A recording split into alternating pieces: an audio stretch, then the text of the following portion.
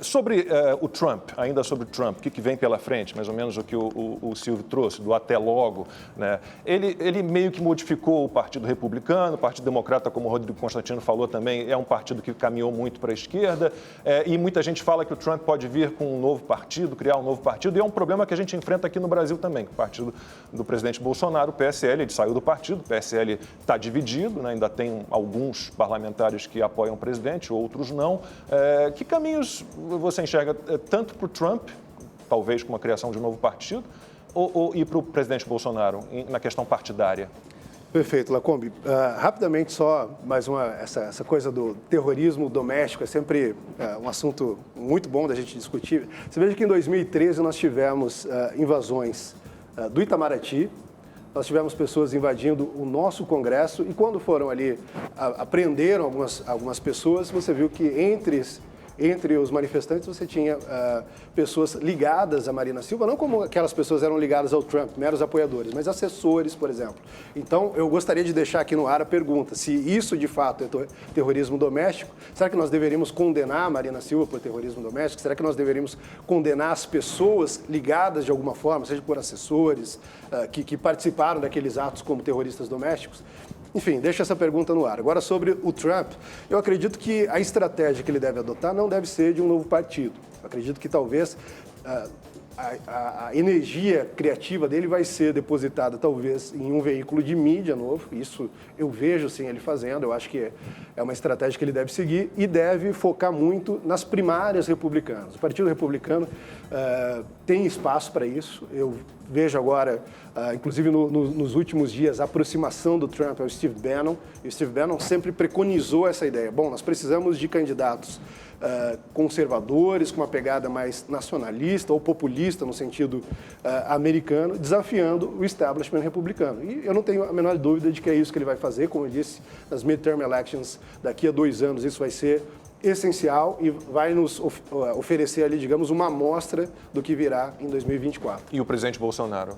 Para que partido ele vai? Ele cria um novo partido? Partido do presidente Bolsonaro. Então, a gente tem um processo muito complicado no Brasil.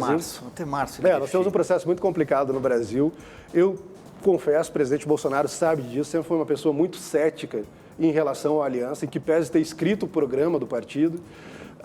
Sempre foi muito cético em relação ao partido. Então, eu acredito que o mais provável, pelo menos no curto prazo, é que ele vá para um partido desses que já existem, buscando ali sempre algumas condições mínimas de liberdade, de controle do partido, para que ele possa garantir também boas práticas dentro do partido. Só fazendo uma pergunta de cunho mais filosófico para o Felipe, porque eu sei que ele é dessa área e gosta disso. Como é que a direita internacional, Felipe, vai se organizar com a saída do Trump? Porque ele era a grande referência dessa direita internacional e hoje sobram países menos vistosos, né? Polônia, Hungria, mesmo a Rússia. O que vai mudar nesse xadrez internacional?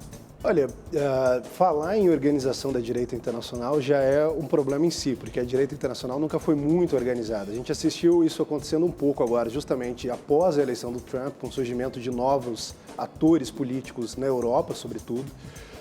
E houve uma pequena aproximação. Você tem tido alguns congressos, você tem tido algumas iniciativas, como a do Steve Bannon, mas nenhuma delas muito frutífera, eu diria assim. O que tem ocorrido é que esses países estão muito bem posicionados, vários deles.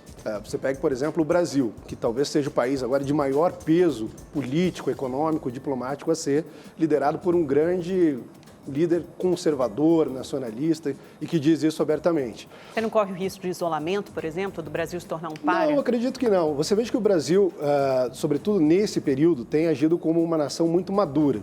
E a maturidade significa que você vai defender as suas ideias, vai defender os seus valores, vai falar com a sua própria voz, respeitando as vozes alheias, mas também buscando respeito. Veja que o Brasil não tem nenhuma aspiração imperialista. Nós não buscamos, por exemplo, mudar sistemas de outros países, nós não buscamos implementar as nossas ideias em outros países. A gente simplesmente quer ser ouvido, quer ser respeitado, quer que a voz do povo brasileiro, que é majoritariamente cristão, majoritariamente conservador, seja ouvido lá fora, que as preocupações que existem aqui possam ser externadas também na política externa. Mas a gente não ataca questões domésticas de nenhum país. A única coisa que a gente exige é que esse tratamento seja nos dado. Veja, Amanda, quando nós entramos no governo, a grande discussão, o grande alarde era sobre o boicote que nós sofreríamos dos países árabes. devido à aproximação com Israel, e isso está registrado, as pessoas podem procurar. Eu escrevi inúmeros artigos dizendo, gente, isso é uma enorme bobagem, todo o panorama da política externa, da geopolítica do Oriente Médio mudou, e a gente vai se aproximar não só de Israel, como a gente vai se aproximar muito dos países árabes, e vamos fazer com eles ali grandes negócios que não foram feitos até hoje, inclusive. E foi exatamente o que aconteceu. Você veja que com a viagem do presidente Bolsonaro em 2019 para o Oriente Médio, visitando ali a Arábia Saudita, Emirados Árabes, Catar, a gente trouxe grandes resultados, um anúncio de investimentos de 20 bilhões para o Brasil e não teve nenhum tipo de boicote aos nossos produtos. A gente agiu com muita tranquilidade enquanto havia um grande alarde. Agora, a imprensa, de novo, repete esse alarde dizendo que devido às posições brasileiras, nós ficaremos isolados, nós não conseguiremos insumos da China, nós não conseguiremos as vacinas da Índia. Eu posso te garantir que isso é uma enorme bobagem.